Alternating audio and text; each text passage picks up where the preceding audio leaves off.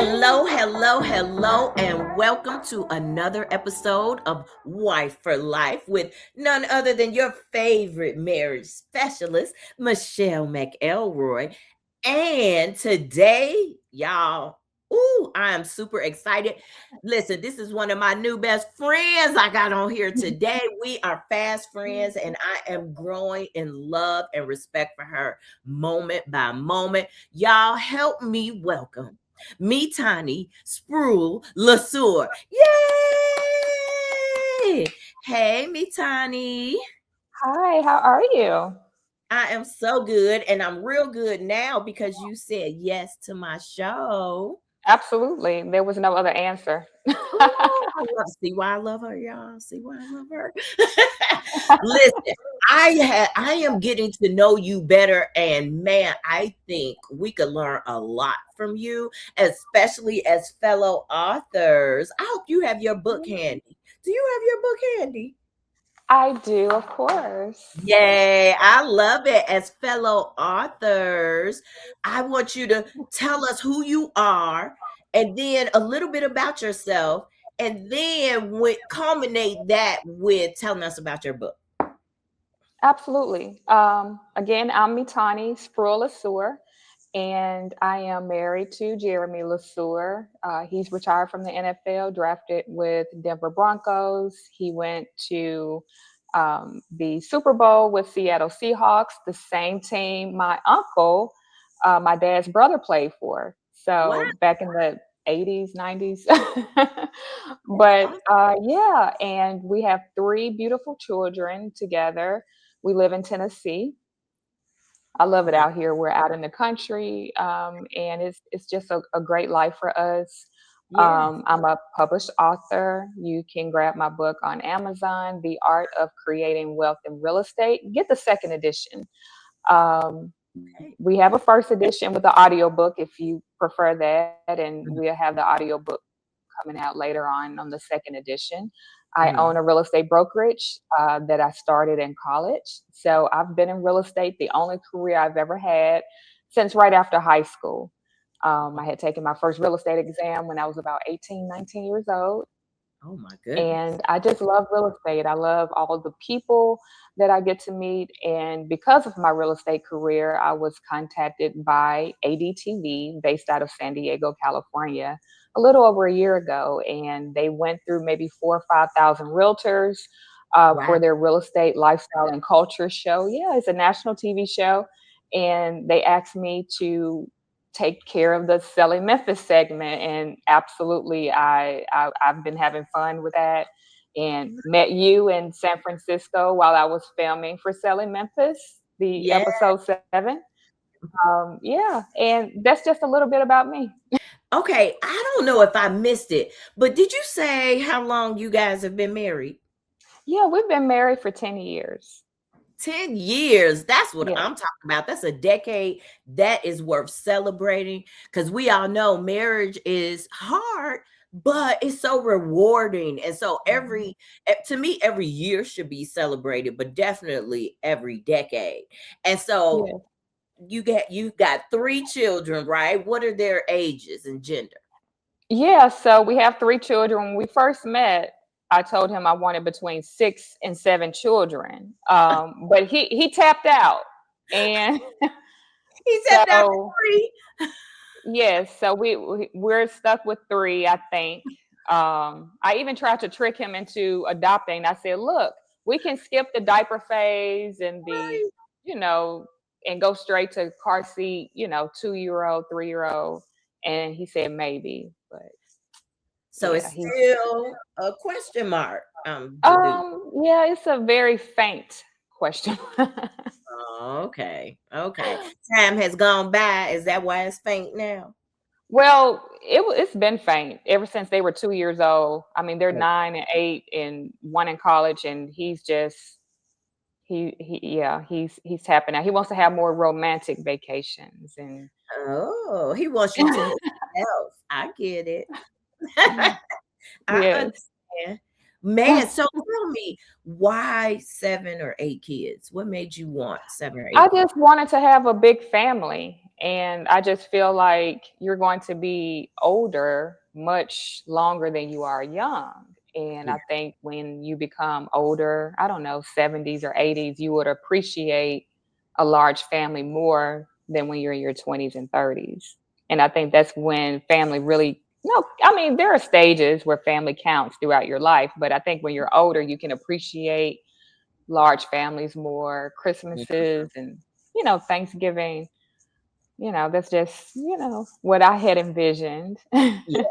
No, I get that. I think about that movie and TV show Soul Food when the grandmother Oh, yeah. would cook all the big meal and the daughters would help and everybody would gather around the table and eat together. That's what I think of when I think of big family. Yes, I like yes. the concept. I like it. Did you come from a big family? No, I just have a sister, and Oh, maybe that has part to do with it. I've always wanted a brother, yeah. someone that I could play in the mud with and climb trees with and just have a good time with and, yeah, hang out. Okay. So, Mitani, are you an athlete too? Not professionally. Well, I played semi-professional football in my early 20s. What? Um, and I was super fast as a kid. All of the track stars and all the schools, they heard about a girl in the neighborhood that could run really fast. So all the boys would come and race me. That was like an after school thing we would do, but I never had it structured where, I had practice and a team I played for. But I've Oh, always been an athletic person. yeah. When you said a brother to play in the mud with, I said, "Oh, okay. She must be athletic." I gave it away. You gave it away. Yes. So, And no, but that's great. That's so awesome. I love it. And tell me, so because this is what I picked up on in your intro, which I thought was pretty eye-opening. And that is that you started real estate so young. So what piqued your interest to go into real estate at such a young age? yeah, well, that's a great question because I absolutely knew nothing about real estate at 18 years old. So, what happened, real estate entered into the conversation twice in my young life. Once I was home, I was a teenage mom. So, I was home resting after giving birth, and my mom's hairstylist had stopped by and said, "Hey, I'm going to real estate school." And I'm like, "Oh, that sounds interesting. What is that about?" And he told me, and that piqued my interest. And I went on with my life for another couple of years. And then a friend of mine, we were working together. I had just literally turned 18 years old, maybe a few weeks earlier. Mhm. And we were working together, and she was going to take her real estate exam with a builder. And I said, "Oh, I remember my hairstylist, you know, years before, and I said, I would love to do that. I'm a salesperson, so I can sell anything." And she said, "Okay, well, here's the builder's card." So I went, I had taken the exam, I passed. I thought that I was looking very presentable as an adult, Mhm. although I was still technically a kid. And he said that I was a little too young right now to come back in a few years when I'm older. Wow. And I said, "Okay." And I left, but I don't easily get defeated or someone tell me no and I just accept it. So I went somewhere else and had taken the exam, passed again, and then I went on with my career and I never looked back. Oh my goodness. It's so many nuggets in there. Oh, so first I want to talk about what did you learn about yourself? Because you said you were a salesperson. You said you were a teenage mom. Like, how did you know you were a salesperson first and foremost? Well, I started in sales when I was about 11 or 12 years old. So I didn't grow up with a lot of money. And so my mom was working several jobs when she moved us to Memphis from LA when her and my dad, they split. Mhm. But anyway, so I always wanted to have money and buy things that I wanted to buy snacks and, things for my sister and I. And Uh-huh. so I started selling food from my mom's home without her knowing when she was at work. I So we were, love we it. were, yeah. So some kind of way she was able to get, food was scarce at first, but then she found a way to get government assistance. So we grew up on welfare and things of that sort. And so she would bring a lot of food home.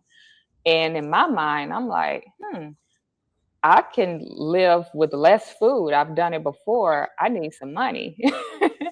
So when she would go to work, I would start packaging combo meals. I would make the hot dogs, I would put chips, drink, and I cut a hole in the screen in her window.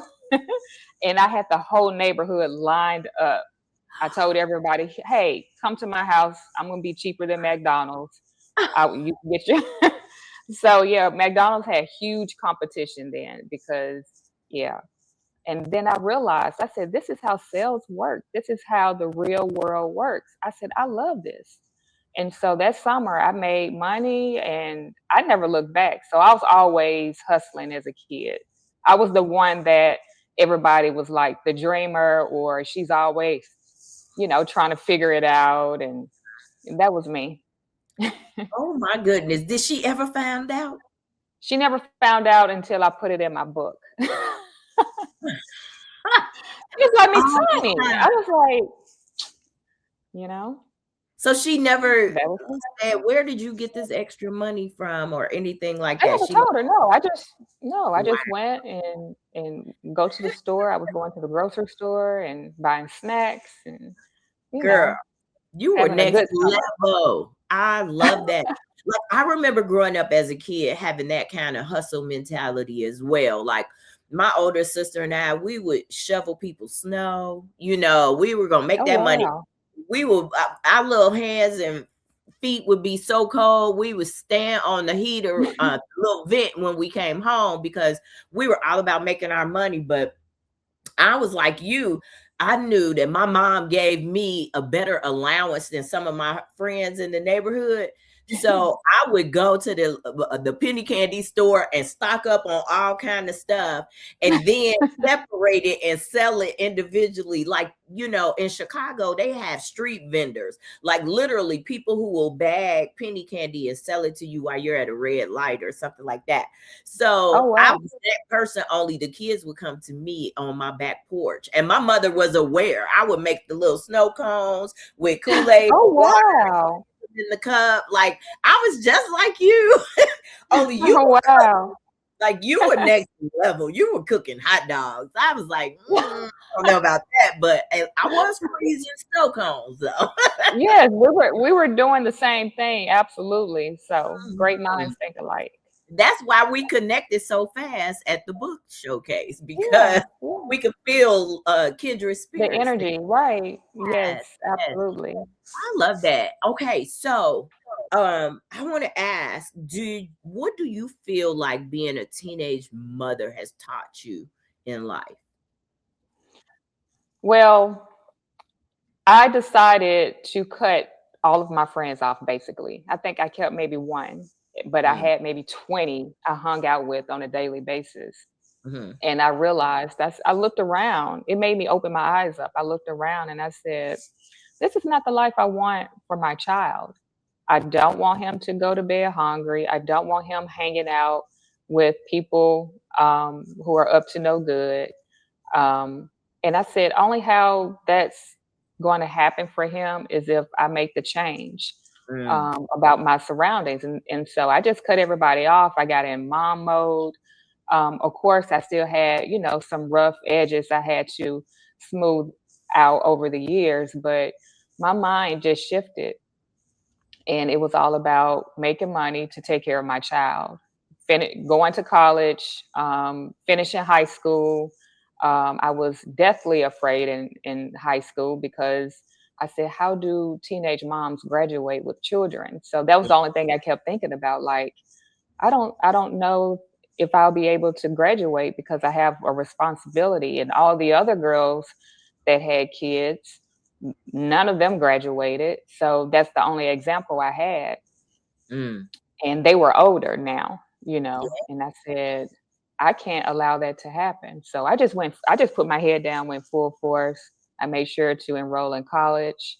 Mm. I didn't know anything about college or anything like that. I had a friend that said, "Yeah, I'll see you later. I'm about to go and enroll in school." I said, "What do you mean?" We had literally just finished high school. Mm. Finally, I was excited that I was able to get past that, but I just thought you go get a job and live life. And she said, Yeah. "Well, I'm going to enroll in college." I said, "Huh?" I said, "I want to do that." She was like, "Well, you better go enroll because it's time to enroll in school, for the upcoming semester." And so I went to do that, and I've always wanted to be an attorney. So I asked them, I said, "I've always wanted to be an attorney." They asked, "What do you like and stuff?" And they said, "Well, you should do pre law." And I said, "Okay." So I picked that as a major, and I just kept going. My whole mission in college was not hanging out like a lot of my friends were doing. I had a child, so I had to focus and get in and get out. And Yeah. yeah. Yeah. Then No, I that, found real estate. and you found and real estate, man. and I pivoted. I did still go take the law school admission test just to say I did it.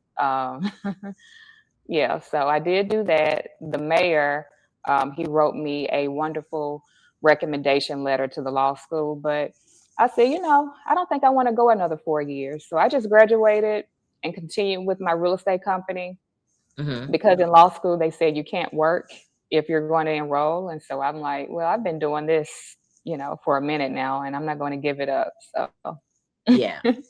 And at that point, when you say you've been doing it for a minute, what, maybe a couple of years? How long was that? yeah, so I had opened up my company in 2009. Yeah. Hmm. How were you So, able to be a college student, a mother, and have not only the financial resources, but the bandwidth to also be a business owner? well, maybe it's my ADD because, I can do so many things at one time, but of course, you start things and you stop and stop. But if you focus, you can use that as a superpower. And that's what I tell my daughter. She has ADHD, and I told her, I said, I do too. And she was like, what does that mean? I said, we have a superpower. We can literally do so much in so little time that the average person cannot do. Mm. And that's what I teach her. And I guess that's how I do it. That's the only explanation that Yeah. I can come up with. Yeah. Just like when we were at Super Bowl week, we had the book launch. I was had the hat of national TV host. Then I had to walk the carpet myself and be interviewed, and then jump back at the beginning of the line and start interviewing people. Then I had Mhm. to change clothes and model in the fashion show. So Yeah. that was what, 4 or 5 hats in 3 4 hours. Yeah, yeah, that it was a lot. That whole week, I'm not sure people understand the amount of events and planning and, just being actively a part of all that. How much time and energy that is. It's wonderful. That's not a complaint at all. It's a wonderful experience, but it is like you need a week to Yeah, it's recover a from. lot. Yes. Yeah, I'm just now recovering. Yeah. That was what, 2 weeks ago. Yes, almost, almost. So yeah, I totally get it, and so proud of all the different entities that are doing things for current and retired professional athletes, because all of them have worked hard enough for all of their life. Most of them probably since they were 7 years old have been playing football, and Mm, hoping to get to that point. So yes, and of course it gave us a platform to launch our book because both of us launched our book that week. So yeah. that was phenomenal. So tell me, like, a lot of people who have your type of drive and determination, they usually have like a role model or something in particular that keeps them centered in that level of discipline and drive and determination, what would you identify that as in your life? I would say my role model has been two people, if you want to call the first or the second a person. So my mother, she was the first entrepreneur that I ever met. Although she struggled financially, she ran a home business selling cakes. So she's a wonderful baker, and I would say chef, because she cooks the best food and she makes, the best cakes and pies. And she would take cakes and pies to different restaurants downtown, Mm, to pay bills and make ends meet. And of course, God, my faith. I was taught my faith as a very young girl. So sometimes throughout my teenage life, whenever things were really hard, I would always pray. And although I didn't hear an audible voice, responding back to me, I felt in my spirit, in my heart, that still small voice inside of me. And yeah, and that's what would carry me through. Whenever things get hard, I'll pray about it and say, God, um, let me feel at peace if this is the right thing. And I follow my gut. yeah. Yeah, I love all three of those answers. It's just something about seeing your mother or your family member or someone that you're close to um exercise that level of hustle and gift and determination. Like, I could just cry, and weep and wallow in my sorrow, but I will be resourceful. I know I have other skill sets that I can monetize. And so just seeing that sounds like that was very encouraging in your life too. And of course, God is our source of everything, of Everything. everything. Yes, yes. I don't hear, or in the past, I think more people now give credit to their own interpersonal drive than before, especially since Snoop's little "I want to thank me." I don't know if you saw that, but ever since then, I did. I think people are starting to get it. But Yes. me, Tiny, I think about how for me, I my path is very different from yours in the sense that, I chose to spend a lot of my children's years of growing with them. I would do some part-time work with our nonprofit, but even then I got to dictate my schedule. So it was pretty much like I was an at-home mom. And so for me, this is a now that my kids are older, I can launch and I can, do some things that I feel purposed by God to do. And I had to honestly say that I have to force myself to take moments to say, I want to thank me. I want to thank me for not giving up on what I feel God called me to do. I Right. could say, oh, I'm too old, or who's going to give way or give pause or think, highly of somebody that's just starting late in their career or late in life. And I just said, no, I'm not going to give up. And I just believe too, like I always say I'm the turtle, not the rabbit. Like I'm not the Yeah. fastest. I look at other people, they have more energy. They could stay up and work for 16 hours and sleep for 4. That's not me, but I am, like you said, determined, and I feel like purpose to do this. And I feel like if I don't do what God called me to do, then some people will not get an opportunity to benefit from the gift that God has given me. So I think about you in that same way, like um of course, life is not all about money, because I know some people are going to say that, but you do want to make sure, especially when you didn't have growing up, that you have enough that you're not just always in survival mode. You want to thrive tell us, about your book and what even made you write the first edition of your book, let alone the second edition, which I'm assuming it's 2.0 and it's better than the first. Yeah, so the first edition sets kind of the foundation. Hmm.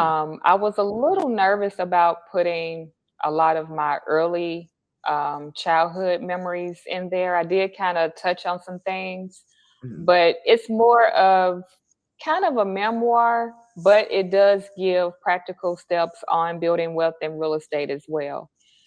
And what caused me to write it is because when I was a kid, I want to say sixth or seventh grade, I've always been a writer. And Hmm. so I won an award at the University of Memphis, this writing contest they had. That was the first award I've ever won. I was so proud of myself. Yeah. And I always said throughout school, I'm going to write a book one day. And I asked my mom, I was maybe in the 11th grade. I said, I want to write a book, but I don't know where to start. Like, which story do I start with? And I don't know if I have enough information. And she said, you would know when it's time to write it. That was Mm. 11th grade, a long time ago. And Yeah. then one day I just said, I'm going to write a book. I'm going to go ahead and finish what I started, because I did start it back in the 11th, 12th grade, but I never finished it. Mm. And so it's always been in my heart to go ahead and do it. And so I did it. And I was very proud of myself for just finishing, because as you being an author as well, you know how challenging it can be to write the book, come up with the stories. If you have writer's block, you have to, take a pause and come back. Um, Editing and all of that good stuff. And so Yeah. when I wrote the second book, I knew that it was time to do a second book, because I look back and I said, oh, wow, God, so much has happened in the last year and a half that Hmm. a lot of people don't have happen in a lifetime. Mm. And not to sound, arrogant or anything like that. It was just so much good things that God had put on my path that I Hmm. just had to put it on paper. Yeah. And so, and that's how the second book came about. And then I was also inspired by my mother. We actually published our books within a week of each other. Oh, wow. Yes. So with me helping her with her publishing and everything, it made me go ahead and get serious about completing the second edition. And her book is The Stories Mama Told, and it's also available on Amazon. Wonderful. Wow. That's so phenomenal. You guys both writing books together. Man, that's a mother-daughter team. If I have saw one, that's what's up. I don't know if I've ever heard of a story like that before. So Oh, wow. kudos to you guys. Thank you. Man, I mean, that's noteworthy or article worthy, newsworthy of in and of itself. Just the fact that you and your mom wrote a book, not together but simultaneously, is Yeah. I didn't amazing. even think about it like that. But yeah, that's what we did. We were sitting together almost every day. Wow. Um, mhm. Wow. Wow. Okay. Okay. So it is called Wife for Life. I guess we gotta ask questions about your hubby. So tell us, how did you guys meet? Okay, so my husband stalked me for a year. And where did this stalking happen? And he always tries to say, okay, this is her version. No, this is the real version. Right, right. So we initially met. I had went to this lounge with my sister. She was celebrating her friend's birthday and asked if I would come. And we were there for maybe an hour or so. And I saw him there, and I was kind of standing by the bar area, and he came up and asked me my name and if he can buy me something to drink, and I declined. I thought he was handsome, but at the time I was in a relationship. Okay. And so I kind of just brushed him off and went about my business. A year later, we see each other again at a restaurant right after church. He had just came from his church. I had just came from my church. Mhm. And um, I'm now single for maybe 12 hours. I left the person I was with. Okay. And so we're at the restaurant and he comes up to me and he said, "Hey, I know you from somewhere."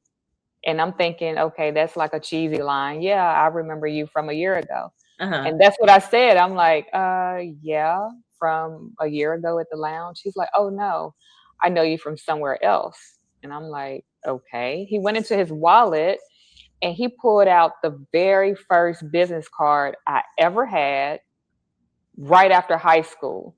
So What? this is a very old business card Uh-huh. before I graduated college. And I didn't even know those cards were still in circulation. It was crumbled up. It was crumbled up. It was old. He pulled it out and he said, "I told my friend that one day I was going to meet you." So he already had my card from the first time we met, Wow. but I brushed him off and we didn't have a real conversation. Yeah. And I said, huh. So that was intriguing and scary at the same time. Right, right. And so he asked if we could go to church together. Now, I've heard a million and one pickup lines. I never heard that one. So I was Right. like, okay. I'm like, yeah, we can go to church. And we did go to church that following Sunday. Hmm. But before that following Sunday came, he texted me before I left the restaurant and was like, "Can we go out to eat later?" Now, keep in mind, I had been out of the dating game since I was a teenager. So I'm like, is this what people do now? Time they get your number, they texting you within 30 minutes. And so he asked if we can go to dinner. I said, okay. We went to dinner. I'm walking towards him in the restaurant. He's already there. I guess he got there early. And so I'm walking in towards him. And then all of a sudden, my spirit says, "This is your husband." Oh, wow. And I'm looking around like, who said that? It came Right. from inside of me, but I'm not thinking it, but it was a thought. And I'm like, my husband. And I'm like, shut up, whatever, whoever that is. And I'm like talking to myself like I'm crazy. And I'm walking towards him, kind of like still like, what just happened? And so Right. we sat, we had a good time. He walked me to my car at the end of our dinner. And when he opened the door for me, he said, "I don't want our date to end." And I said, okay. He said, "Can we go to another restaurant?" And I said, okay. So we went to another restaurant, did it all over again. He walked me to my car. Then he says, "I don't want the date to end. Can we go to another restaurant?" I said, "Well, now it's almost midnight." You're right. And I said, "No other restaurants are open." So he said, "Let's go to the park." So we went to the park and he had an SUV. He popped the back of the SUV and we sat out there and listened to music and he started playing gospel music. And I was like, is he running game on me? But no, he actually still today, he loves old spiritual, down home Mississippi country gospel music that will bring tears to your eyes. That's Oh. what he loves. He's from Holly Springs, Mississippi, and he grew up on that. His parents were preacher kids, and no, that was really him. Oh my goodness. That is so unique and so endearing. And it seems like that just would never happen, especially when, you know, you feel like you are a church girl and you love the Lord and you really want a guy who loves the Lord. It just seems like there's more stories where that's so difficult to find. And Right. man, you got a phenomenal one. Like that is Mm. definitely out of the ordinary. Yep. So, wow. So, wow. So, and that was date one, right? Yeah, that's just that was day one. So he's doing all this, playing the music, asking you to church. Did you believe that it was real? At first, I thought it was game Mhm. because, me being raised the way that I am, I've seen pretty much everything. I've seen all different types of personalities. I've seen Satan dressed as sheep in wolf's clothing. Yeah. I just so I had a lot of street smarts. Mhm. And I figured, most people they underestimate me, and so I was just quietly just observing. Yeah. And but no, he continued to be the same, and even now. I love that. Oh my goodness. So when you think about the marriage, right? I always look at the marriage unit as a team, especially when talking and working and coaching athletes and their spouses. I love to use the word team because I feel like the guys understand that word, right? So when we think about the Mhm. marital relationship as a team, what gifts or strengths would you say your husband brings to the team, to the marriage, that you have been able to learn and grow from? Yeah, so my husband is very structured, Mm. and he taught me structure because I have none. I had to learn to be structured. Yeah. In my personal life, I'm more, relaxed. In business, I'm definitely, structured in that.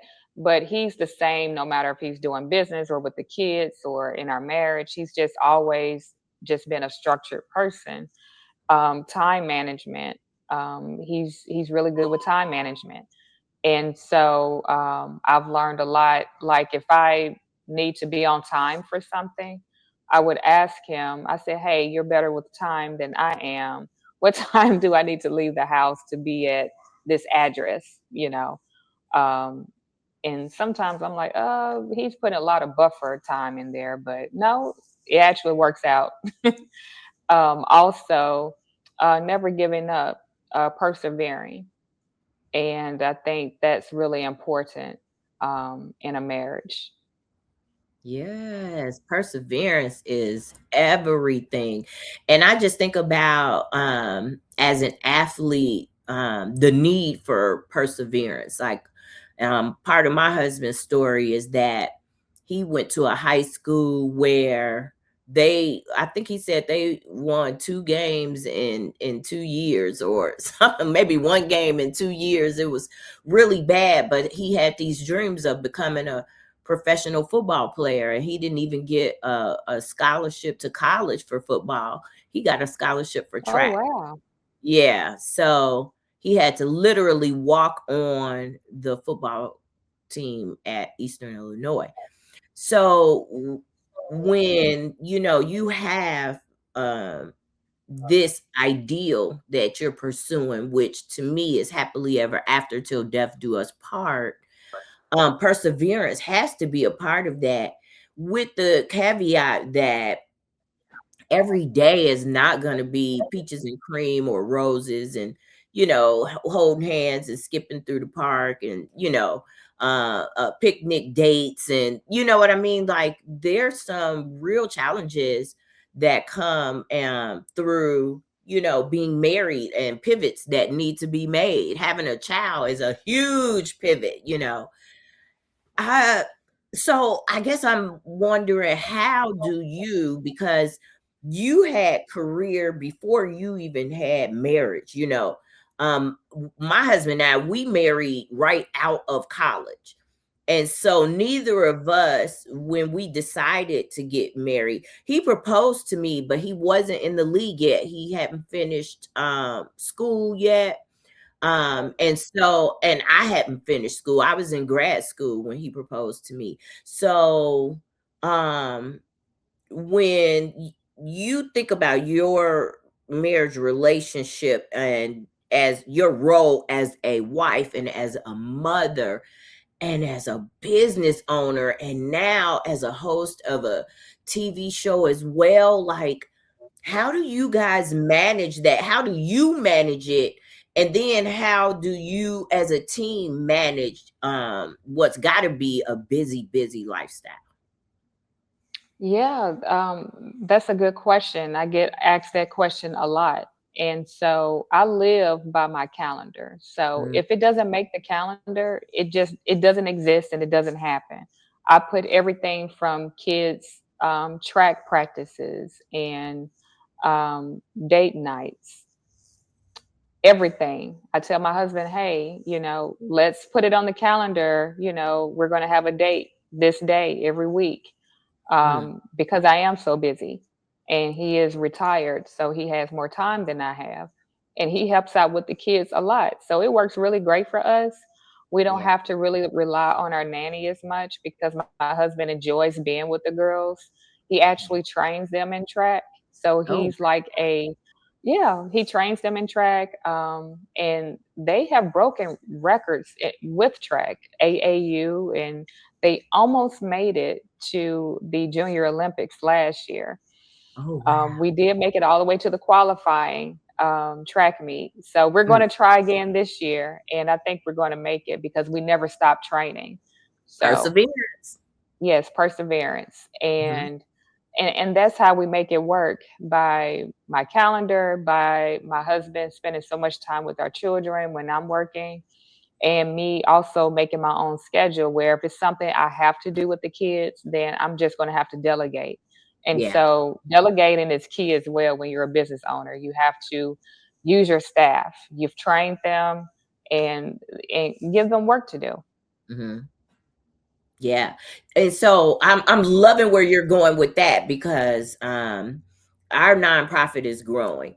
And so this is where we are, where now we're hiring more people and needing to do all these things that prepare you for this growth, um delegating. How hard is that for you? How did you even get to that point where you were comfortable with it? Because I know I'm kind of a perfectionist, and my husband is even more of a perfectionist. So just relinquishing and releasing that control and trusting other people to get things done is an ordeal. How do you do that as a business owner?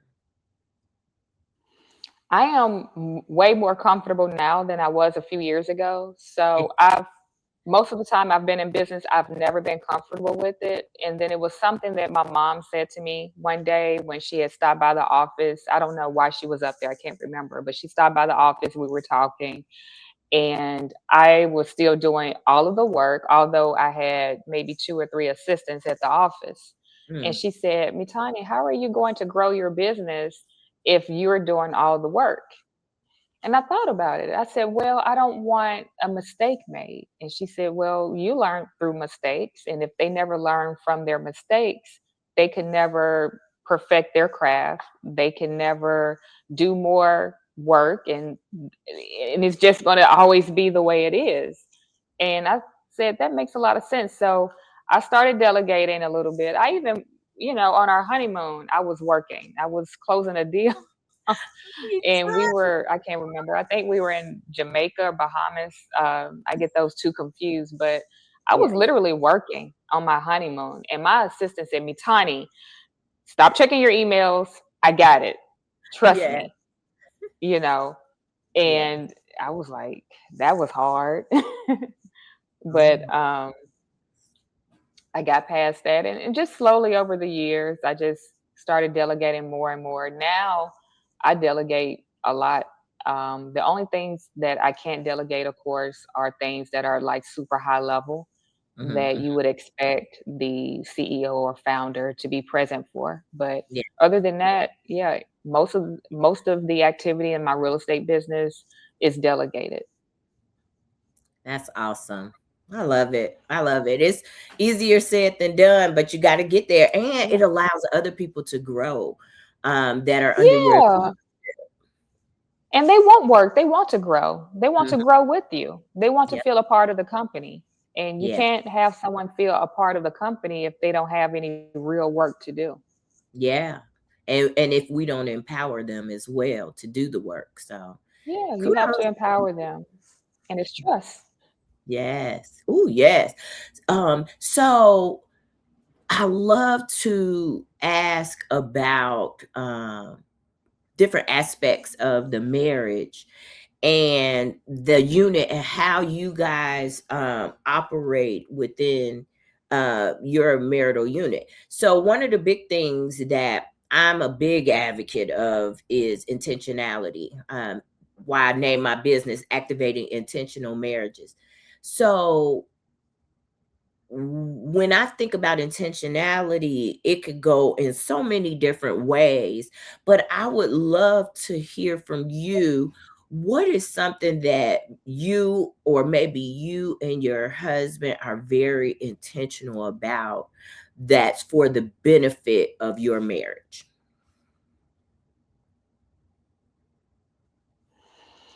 My husband is very intentional about keeping the family together Mhm. and doing things together.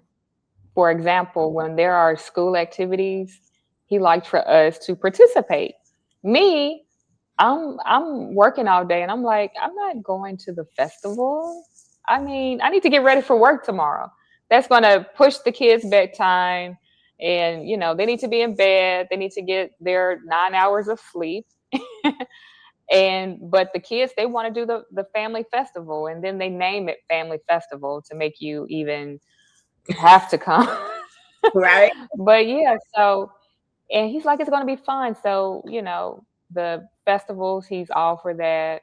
The games at the school, he's all about um, school pride and, showing up for the school that you attend.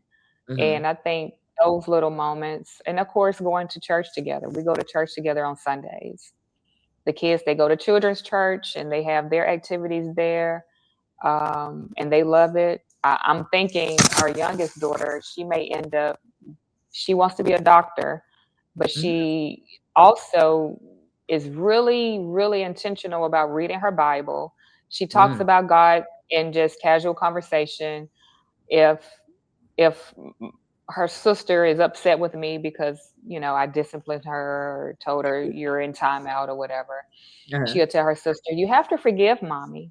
And that's what the Bible says. You may not want to do it immediately, but you have to forgive mommy. Mhm. you know, So and precious. she's always quoting scripture.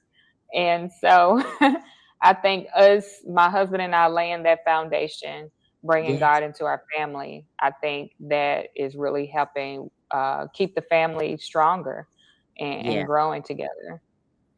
That is what's up. I love that. I, I love when the kids are bringing it. They're bringing the scripture. They're singing the Yep. Christian songs. Like that's when you feel like Yeah, they I'm doing sing that. something right. Yeah, that's true.